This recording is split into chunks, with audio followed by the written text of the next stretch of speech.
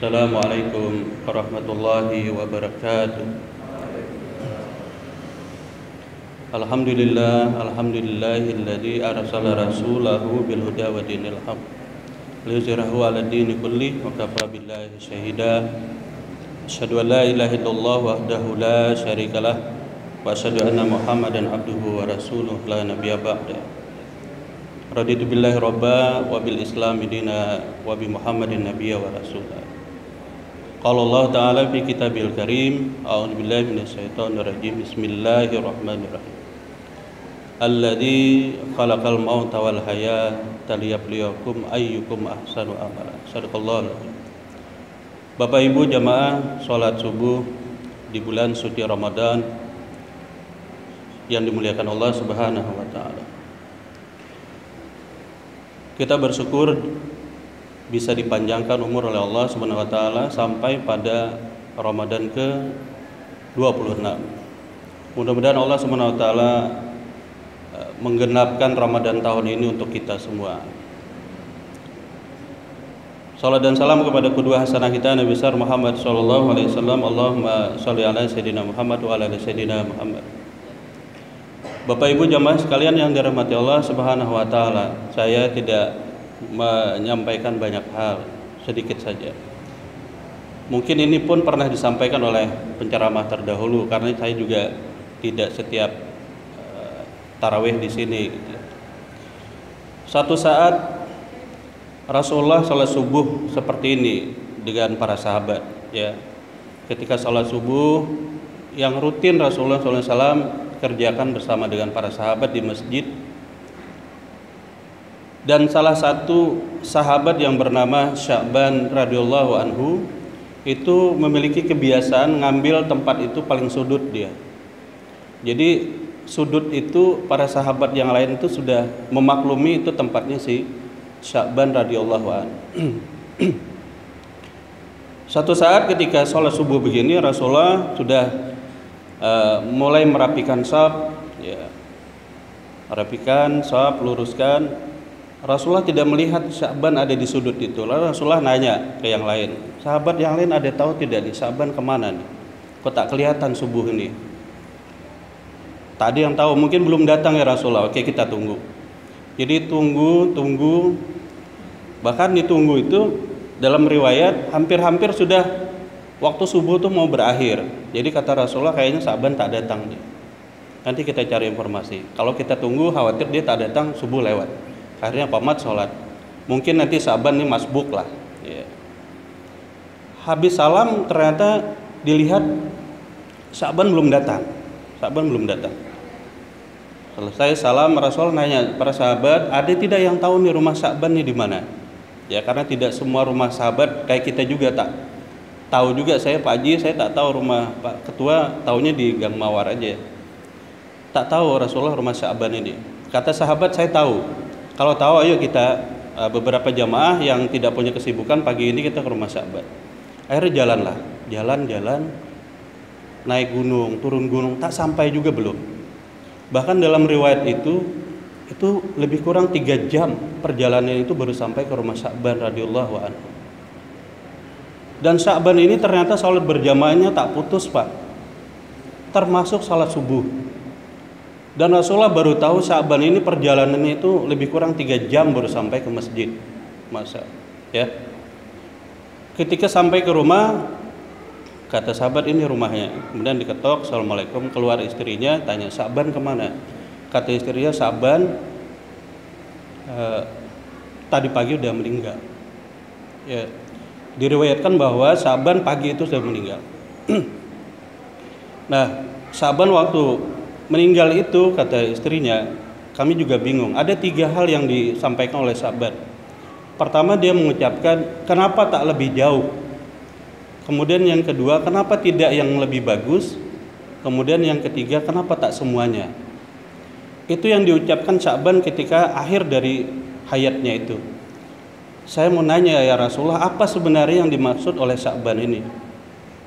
Oh itu, jadi Rasulullah menyampaikan begini, Sya'ban ketika dia mau meninggal dunia itu, Allah perlihatkan amalan yang sudah dia lakukan.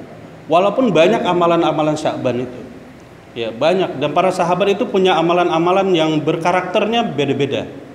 Ya, Bilal bin Rabah, ada Zaid bin Sabit, belum lagi Utsman bin Affan, Abu Bakar, Umar, ya. Nah, Sya'ban ini ketika dia mau wafat itu, ini kan sesuai dengan surah Qaf, ya. Allah sampaikan itu bahwa ketika kita mau meninggal itu nanti kata Allah akan disingkap itu, tabir itu. Amal-amalan besar, perjalanan yang akan kita tempuh ke depan itu nanti Allah akan buka. Surga kah, neraka kah, bayangan-bayangan itu akan dilihatkan. Sehingga karenanya orang sering kita disampaikan bahwa ketika mau sakaratul maut itu matanya itu sudah tidak lagi melihat yang ada di sekitar, tapi memang terfokus apa yang Allah buka singkap itu. Nah, mudah-mudahan dalam sakaratul maut nanti kita dibukakan oleh Allah amal-amal kebaikan kita, dan di tempat surga itu yang Allah berikan bayangan-bayangan untuk kita. Nah, ketika Sya'ban waktu itu kata Rasulullah melihat bahwa amal perjalanan dia menuju masjid itu begitu besarnya, sehingga Sya'ban itu terucap, kenapa tak lebih jauh lagi? Padahal 3 jam, saya sampai hari ini belum pernah menempuh masjid yang kalau menuju masjid 3 jam untuk sholat berjamaah, kecuali dalam perjalanan. Begitu luar biasa para sahabat untuk tidak meninggalkan sholat berjamaah. Ya. Itu yang pertama, ternyata tersingkap bahwa kenapa tidak lebih jauh? Padahal itu sudah luar biasa jauh, 3 jam perjalanan. Ya. Nah, sholat berjamaah ini Bapak Ibu yang dirahmati Allah Subhanahu Wa Taala. Terlebih lagi sholat subuh. Coba kita lihat ya. Sholat subuh ini memulai aktivitas kehidupan kita di masjid. Ya, mulai kehidupan kita aktivitas di masjid. Kita pun berdoa, ya.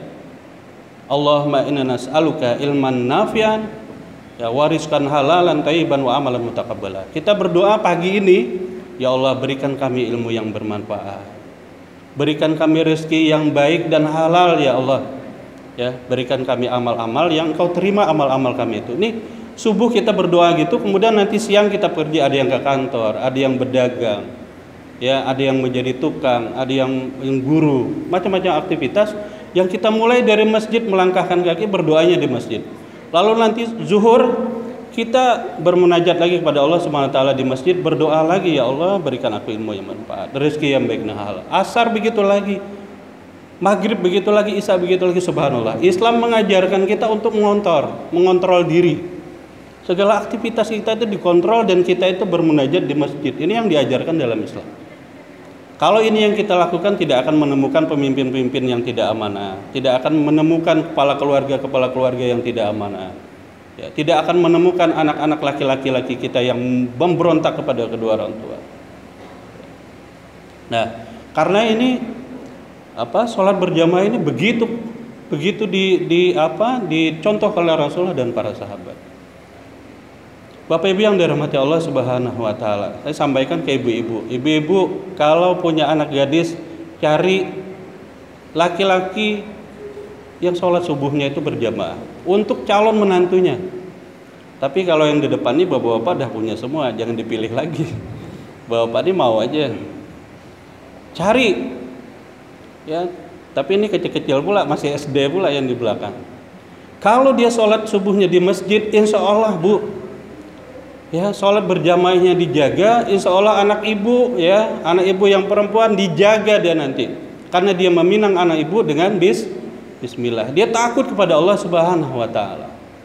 Tapi kalau menantu ibu itu sholat subuhnya tak ke masjid, sholat asar, zuhur, maghrib bisa tak tahu masjid, masya Allah, jangan heran nanti kalau anak ibu disakiti, anak ibu dipukul, anak ibu diterajang, anak ibu ditendang, anak ibu tak dikasih makan. Jangan heran kejadian-kejadian begitu. Bahkan ada suami yang memutilasi istri, dipotong-potong dia, dimasukin dalam karung. Sholat subuhkah di waktu itu? Saya berkeyakinan dia tidak akan sholat subuh di masjid waktu itu tuh, yang sebelumnya motong-motong istri itu. Ya, nah makanya ini bagian dari PR besar kita. Ya, untuk memperbaiki umat ini termasuk kita. Saya tidak bicara orang lain, saya bicara diri sendiri. Ayo kita berikhtiar agar anak-anak kita sholatnya, memulai aktivitas yang di masjid. Kemudian yang kedua, Sya'ban ini kata istrinya mengucapkan kalimat, kenapa tidak yang lebih bagus? Kalau itu kata Rasulullah, suatu saat ketika Sa'ban keluar dari rumah, subuh itu dalam kondisi yang dingin. Ya, jadi dingin itu kalau di Arab itu kan sampai bahkan minus ya. Ya, di Madinah itu ya Pak Haji ya, itu kalau jaket itu sampai 2 lapis kita, kemudian jubah itu ditambah lagi masih tembus itu. Begitu dinginnya. Nah, suatu saat Sa'ban itu keluar dari rumah menuju masjid.